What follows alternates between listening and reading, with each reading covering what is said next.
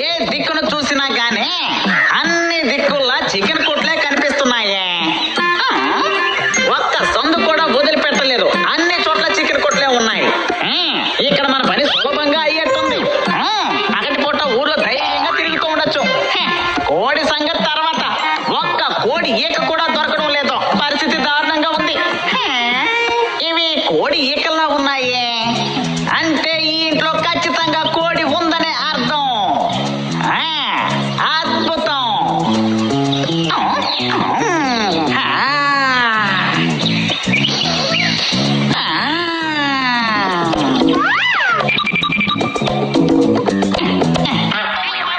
నా తలకాయ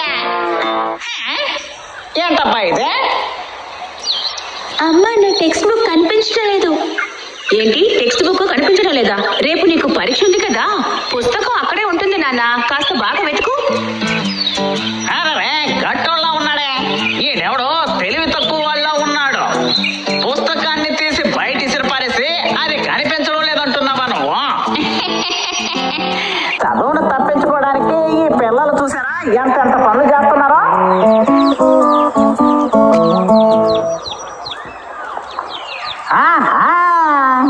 ఇవి నాటుకోడి పిల్లల్లా ఉన్నాయి. రండి రండి బంగారాలు రండి. ఈ ఇంట్లో చాలా నాటుకోళ్ళు ఉన్నాయి అనుకుంటాను. ఈ రోజు నేను కుక్క తోక తొక్కొచ్చినట్టున్నాను. మెల్లగా తింటే ఎంతైనా తినొచ్చని పెద్దలు అనేవారు. అదే విధంగా మెల్లగా వేచి చూస్తుంటే వచ్చే కోడి పిల్లల్ని మెల్లగా నా కడుపులోకి లాగించేసేయొచ్చు. అదృష్టం కలిసి వస్తే ఏదైనా దక్కుతుంది మనకి. ఈ రోజు నాకు కోళ్ళ పండుగే. వీటన్నిటినీ నేను ఒక్కడే తింటున్నానని తలుచుకుంటుంటే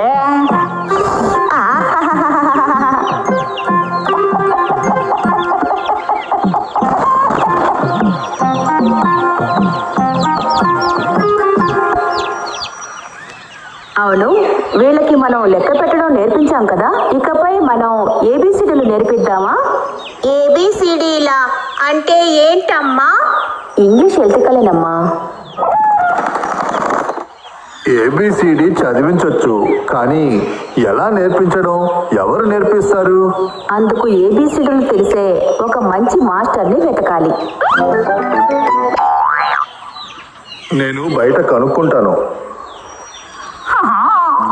నా చిరకాల కోరిక ఈ రోజు నెరవేరేలా ఉందే. ఏది ఏమైనా సరే వీటికి ఇప్పుడు కావాల్సింది ఏబిసిడీలు నేర్పించడానికి ఒక మాస్టర్.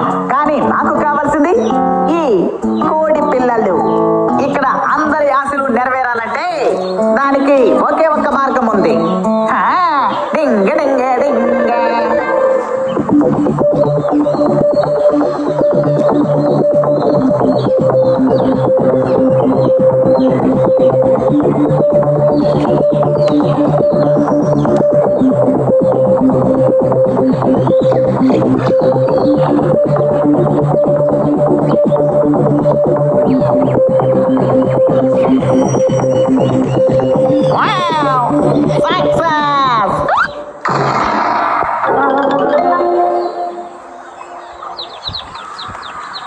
నేను బాగా కనుక్కున్నాను, కానీ ఏబిసిడి నేర్పించే విధంగా ఇక్కడ ఎవ్వరూ లేరు.